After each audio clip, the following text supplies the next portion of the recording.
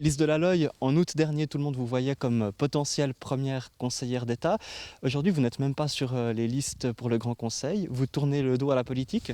Alors non, pas du tout. Effectivement, je ne suis pas sur les listes du Grand Conseil pour deux raisons. D'une part, effectivement, entre la présidence de la commune d'Ardon, entre un travail donc dans la Fondation Intégration pour tous et puis une famille, mon emploi du temps est déjà assez chargé. Il m'était impossible de surcharger mon emploi du temps en envisageant une présence au Grand Conseil. Et puis d'autre part aussi, quand on connaît le district et les répartitions en fait, qui sont faites au niveau des radicaux libéraux, on a déjà quelqu'un d'Ardon, donc Olivier Delaloy, qui était député suppléant, qui se présente à la députation. Donc c'était inenvisageable qu'il y ait deux personnes d'Ardon qui se présentent. Et pour moi, c'est vrai que c'est quelque chose qui n'a pas été du tout à l'ordre du jour.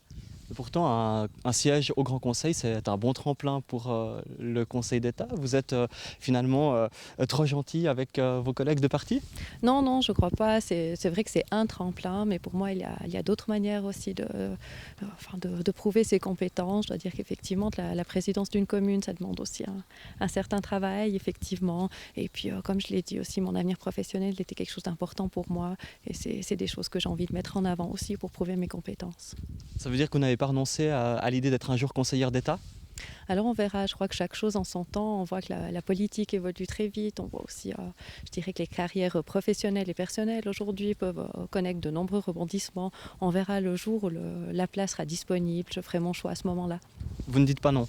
Je ne dis pas non, mais je ne dis pas oui non plus.